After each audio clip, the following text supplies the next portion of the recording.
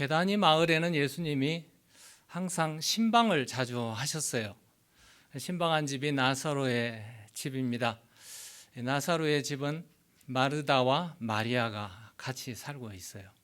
예수님의 신방을 받은 이 마르다는 매우 분주했어요. 예수님이 좋아하는 샐러드도 만들고 숲도 끓이고 빵도 만들고 고기도 썰고 바쁘고 분주하게 움직이는 그런 가운데, 마리아는 돕지 않고 예수님의 발치 앞에 앉아서 말씀만 듣고 있는 거였습니다. 서운한 이 마르다가 예수님 앞에 찾아가서 예수님을 향해서 마리아로 하여금 나를 돕게 해달라고 그렇게 말을 했더니, 예수님이 마르다의 편을 안 들고 오히려 마리아는 좋은 것을 택하였느니라 이렇게 말씀하시는 거였어요. 왜 그랬을까? 예수님의 평가 기준이 마르다하고 달랐기 때문에 그렇습니다. 마리아는 예수님의 말씀을 참 잘 들었어요. 그리고 예수님이 마지막 이제 예루살렘을 가실 때에 가장 귀한 옥합 300데나리안이나 되는 그 옥합을 깨뜨려서 예수님의 발에 부었어요. 이 광경을 보고 있던 가룟 유다 제자들 붕괴했습니다. 저 비싼 옥합 향유를 300디나리온에 팔아가지고 가난한 사람들에게 주지, 저것을 저렇게 낭비하는가? 어떻게 보면은 가룟 유다와 제자들의 평가는 사람들에게 상당히 설득력 있는 그런 주장이었습니다. 그럼에도 불구하고 예수님은 그들의 평가를 아주 일축해 버렸는데, 예수님께서 이렇게 말씀하시죠. 마태복음 26장 13절에 예수님께서 내가 진실로 너희에게 이르노니 온 천하에 어디든지 이 복음이 전파되는 곳에서는 이 여자가 행한 일도 말하여 그를 기억하리라. 마리아의 얘기가 복음이 전해지는 곳마다 전해질 것이다. 이런 아주 예수님의 평가는 아주 틀림없는 그런 평가를 해주셨습니다. 베다니의 마을에는 예수님을 지극히 사랑하는 나사로가 있었고, 그 가정에는 마리아, 마르다, 이 세 사람은 누구보다도 예수님을 제일 사랑했던 그런 사람들이었습니다. 코비드-19이 극렬하게 지금도 전염되고 있죠. 이 코비드-19이 뿌려진 이후부터 알파, 베타, 감마, 델타, 이게 이제 헬라어의 이 알파벳 순서예요.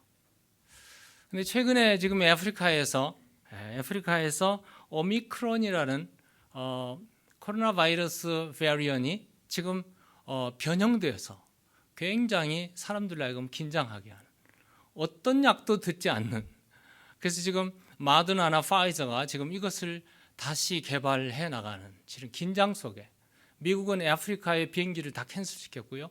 지금 굉장히 위기에 부르닥치고 있습니다.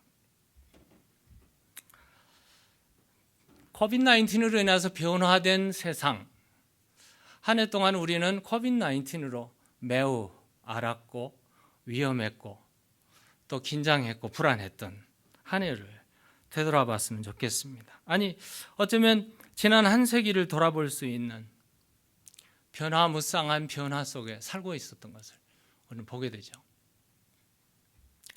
적어도 150년 전만 해도 비행기나 텔레비전은 없었습니다. 컴퓨터, 미사일도 없었고요. 자동차, 특별히 요즘에 AI 시대라고 그러죠.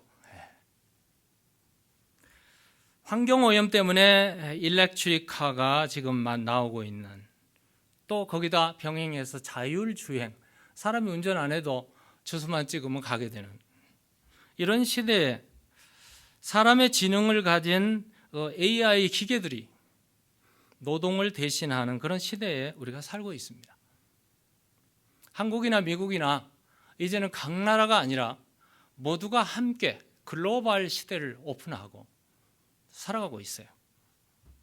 사회적으로 의학계, 과학계, 또 화폐제도, 경제, 교육, 문화, 엔터테인먼트까지 아주 굉장히 속도 있게 변화되고 있는 시대에 살고 있습니다.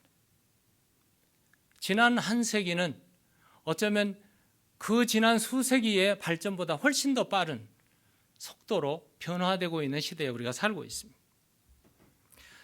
오늘 이 시간에 우리가 몇 세기를 돌아볼 수는 없지만 코비드-19으로 끙끙 앓았던 지난 한 해를 돌아보면서 나의 신앙생활을 좀 더 반성해보고 평가해봤으면 좋겠습니다. 그래서 제가 제목을 인생의 결산이라는 제목으로 잡아봤어요. 우리가 우리의 삶을 평가하려고 할 때는 누가 어떤 기준에 의해서 평가할 수 있겠는가?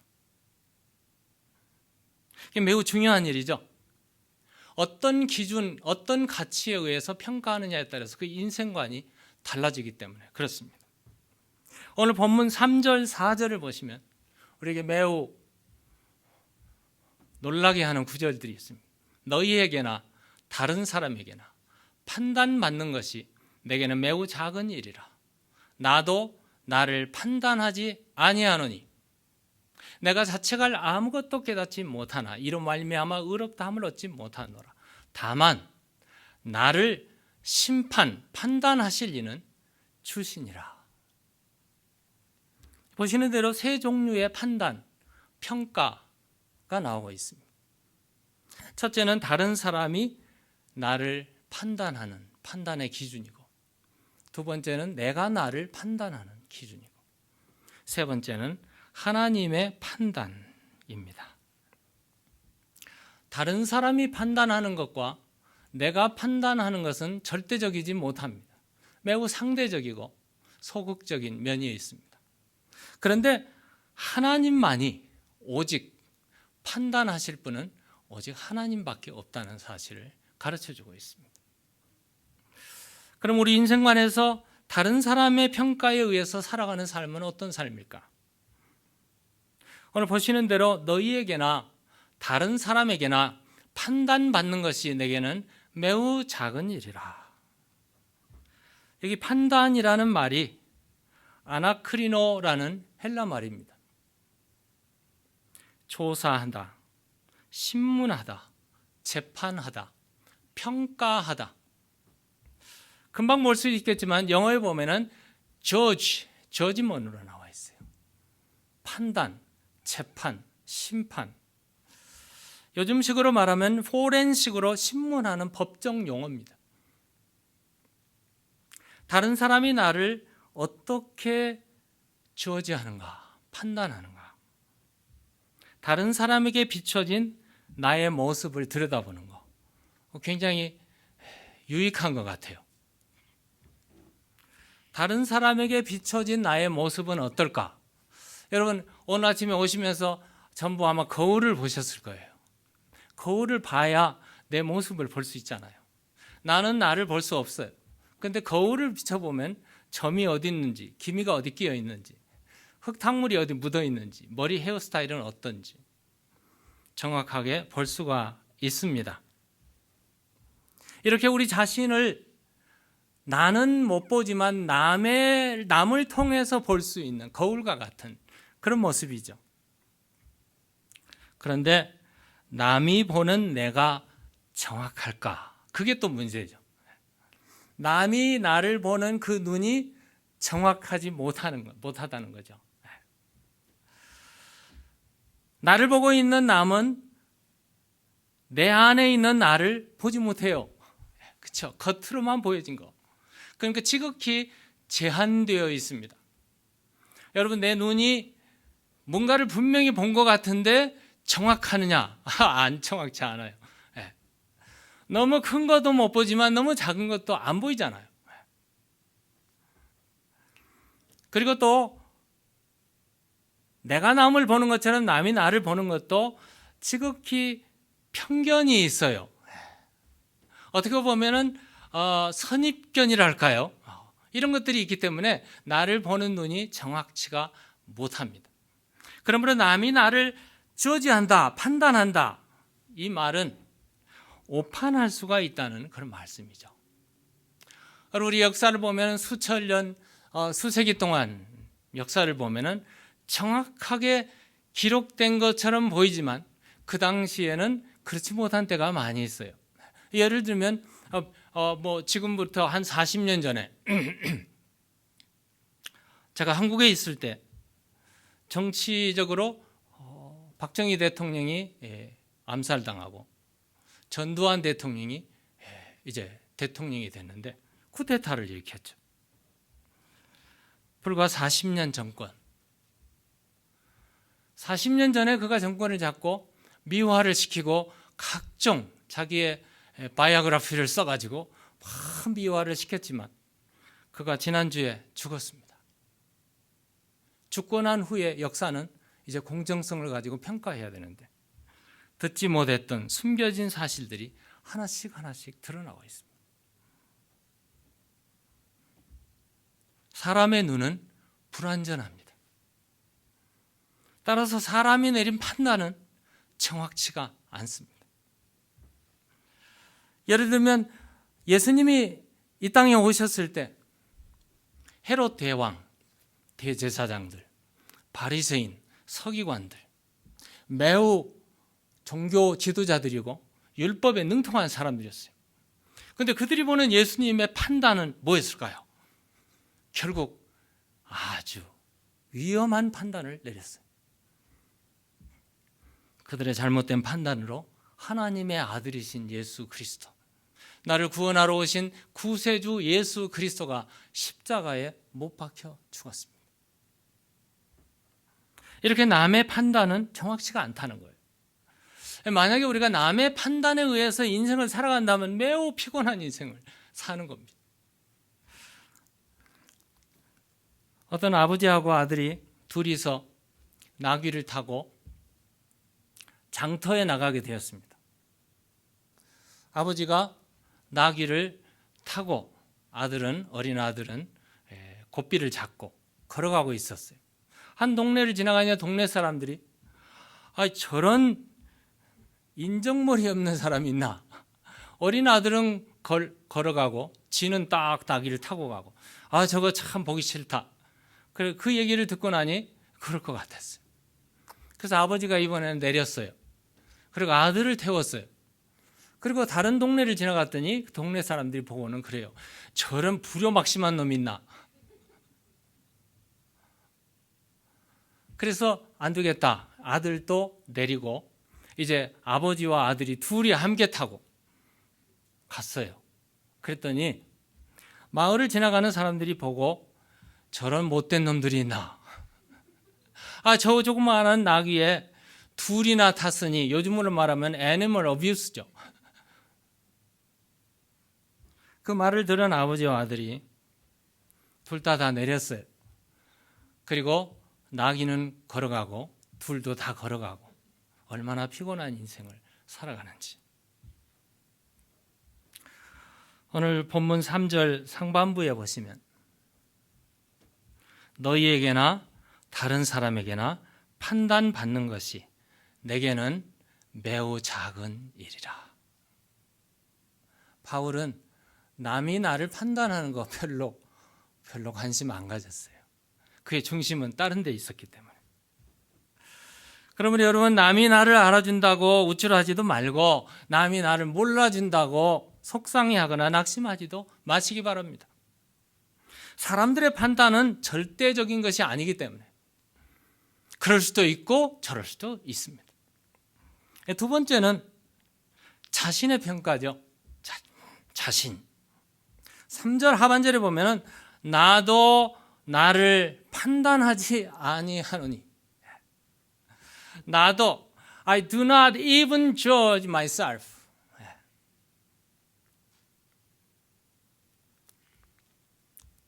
사람들은 나를 잘 모르지만 비록 대체적으로 나는 나를 좀 알 수 있어요. 그죠? 다른 사람이 나를 어떻게 보느냐, 그것만 관심 갖고 사는 인생, 피곤한 인생.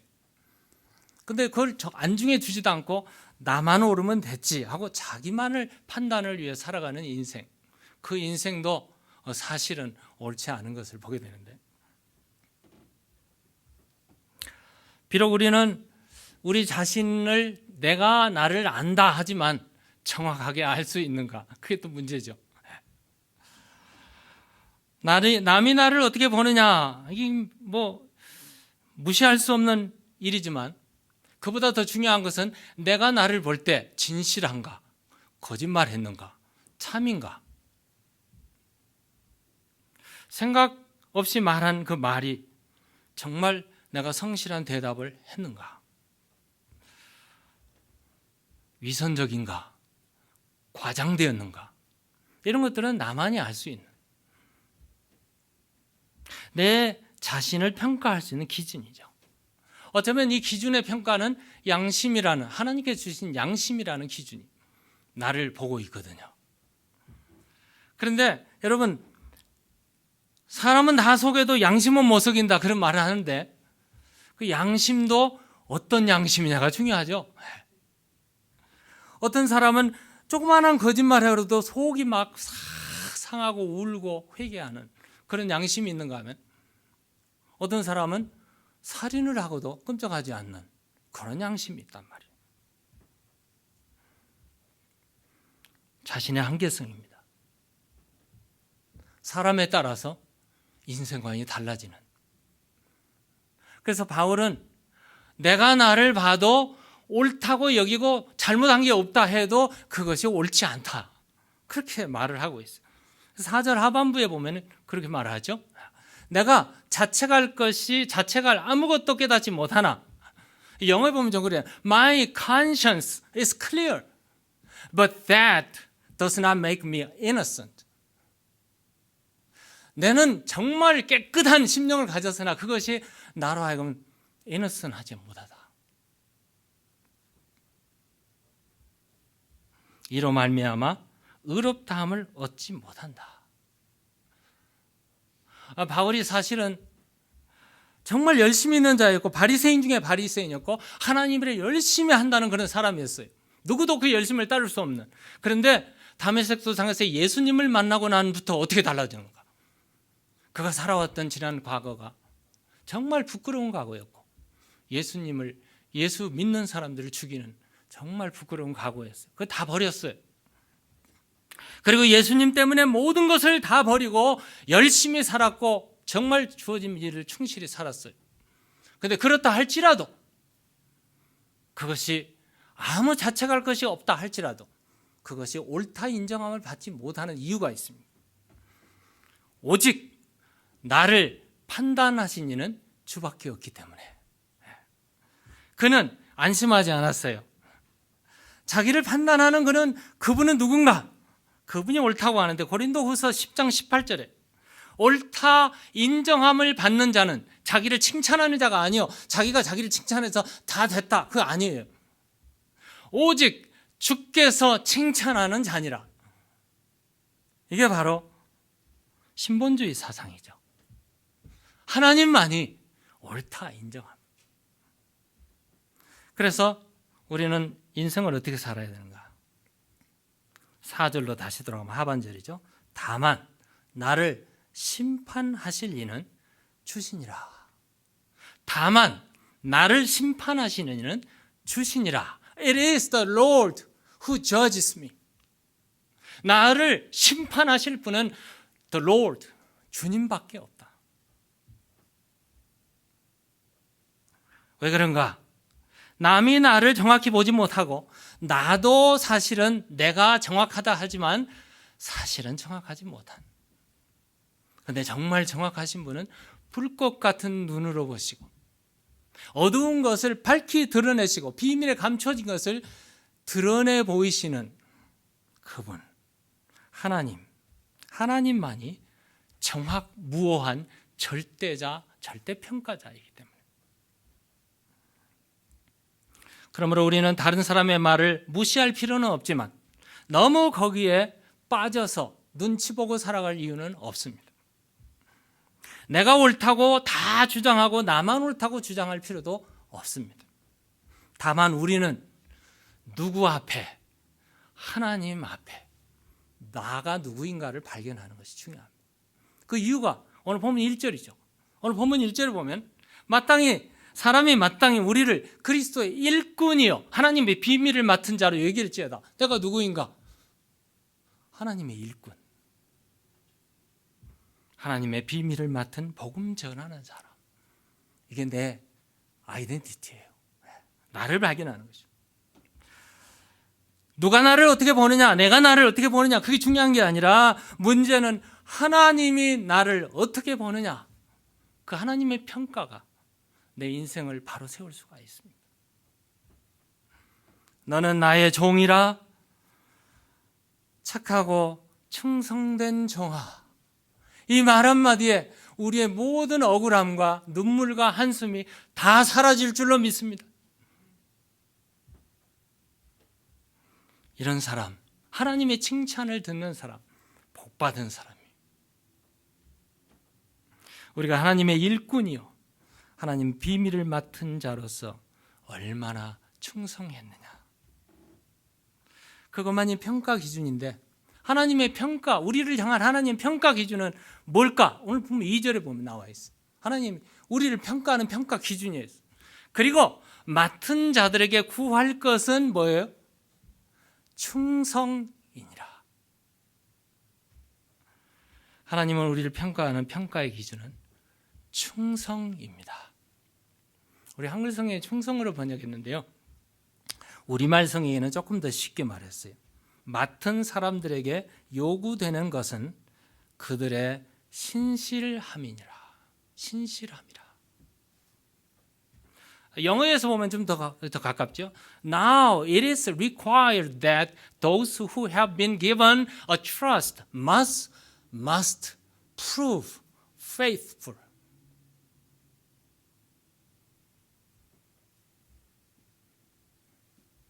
신실함.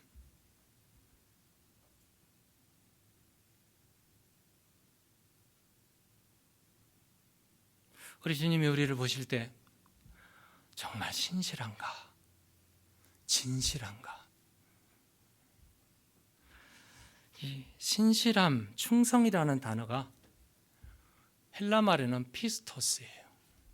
faith, 믿을 만한가? 우리 한글에는 좀 충성이라는 말로 해서 뭐가 좀 이렇게 보여지는 것처럼 보이는데 사실은 질이 더 중요해요. 신실한가? 믿을 만한가? 신뢰할 수 있는가? trusty, faithful. 우리 사람은요 인간적인 게 많아요. 그래서 어떤 때는 물량적으로 평가하고 숫자적으로 평가하고 결과에 대해 관심이 많습니다. 결과만 좋으면 다 좋은 거라고 그래요. 그런데 성경은 그렇지 않습니다. 과정도 중요합니다. 결과도 중요하지만 과정이 더 중요해요. 어떤 일을 해서 하나님이 정말 신실한 종이라 평가해 줄 만한 그 일 말입니다. 때로는 우리는 남과 비교를 해서 결과가 좋지 못하면 fail 했다고 그럽니다. 근데 그렇지 않습니다. 어떻게 하든지 수단과 방법을 가리지 않고 결과, 업적을 더 세우고 결과가 좋으면 좋은 거 아닌가? 근데 그렇지 않아요. 크리스찬은 믿음, 진실, 신실함 이것이 더 중요해요. 이런 차원에서 우리는 살아온 지난 한 해 동안을 평가해 보셔야 됩니다. 내가 하나님 앞에 큰 업적은 하지 못했다 할지라도 얼마나 신앙적으로 성숙해 가고 있는가? 하나님의 말씀이 얼마나 나에게 달고 오묘한 말씀인가? 그 영의 말씀이 나를 살리고 내 삶에 얼마나 파워풀하게 역사하고 있는가? 그런 인생을 사셔야 되지 않겠어요? 겉으로 보여지는 인생이 아니라 하나님과 나의 친밀함 속에 무럭무럭 성장하고 깊은 뿌리가 내려지고 풍성한 삶을 살아가는, 얼마나 나는 성장을 위해서 최선을 다한 삶을 살고 있는가? 성장하지 못하고 성숙하지 못했다면 한 해 돌아보고 회개할 시간입니다.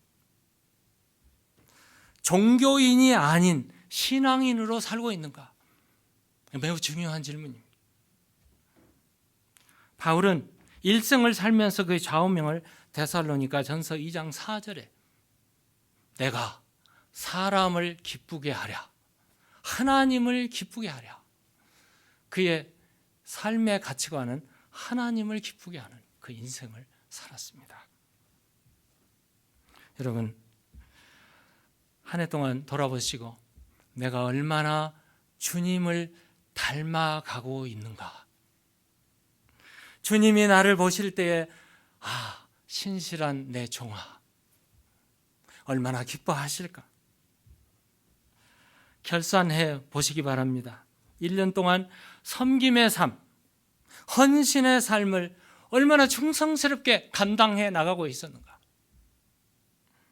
아니, 세상의 빛과 소금으로 복음을 얼마나 전하고 나를 통해서 한 인생이 구원을 받았다면 그처럼 기쁜 일이 세상에 또 어디 있겠습니까? 정말 내가 살아있는 그리스도인으로 순수한 복음을 가지고 죽어가는 영혼을 살려나가고 있는가? 이게 얼마나 중요한 일인지.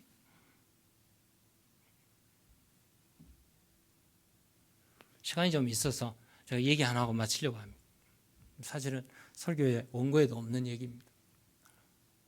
한국에서 이민 온 한 가정이 있어요. 매우 절실하고 좋은 크리스찬이었어요. 한 가정에 가서 열심히 일하고 집을 샀는데 집을 사서 딱 들어가니까 뒷 백야드에 라일락 나무가 꽃이 활짝 향기를 토하고 있었어요. 너무나 기쁘고 좋아했어요. 근데 잠을 자고 그 다음날 일어나니까 얼굴이 일그러졌어요. 이웃집 사람이 쓰레기를 갖다가 자기 정원에다 갖다 놓은 거였어요. 매우 불쾌했어요. 그래서 그냥 쓰레기통에 넣어서 치웠어요. 그 다음날 가보니까 그 다음날 또 갖다 놨어요. 아들이 그것을 보고 화가 발떡 났어요. 부모님들은 대체적으로 영어를 못하니까 아들이 영어를 하겠다고 가서 다투고 싸우고 나무라겠다고 그랬어요. 그러니까 기도를 하던 어머니가 아들아, 가지 말라고 만류했습니다. 대신 내가 하는 대로 시키는 대로 해라 그랬어요. 내 어머니 그렇게 하겠습니다. 내일 아침에 쓰레기를 갖다 놓으면 쓰레기 위에다가 뒷뜰에 있는 라일락 꽃을 꺾어가지고 쓰레기 위에 갖다 놓아라 그랬어요. 그 다음날 아침에 일어나 보니까 여전히 쓰레기를 갖다 놨어요. 아들이 라일락 꽃, 향기가 나는 꽃을 꺾어다가 쓰레기통 위에다 갖다 놨어요. 그 다음날도 계속했어요. 며칠이 계속되는 사이에 갑자기 쓰레기가 없어졌어요. 냄새나는 쓰레기 같은 그런 인생을 살아가는 세상에서 라일락 같은 향기로운 마음을 선물했기 때문에 그렇습니다. 여러분, 얼마나 아름다운 훈훈한 이야기입니까? 오늘 우리의 삶이 빛과 소금으로, 향기로, 그리스도의 편지로, 그리고 승리하시고 하나님께서 착하고 충성된 종아, 잘했다, 나의 신실한 종아, 칭찬을 얻는 여러분과 제가 되기를 주의 이름으로 축원합니다. 기도하시겠습니다.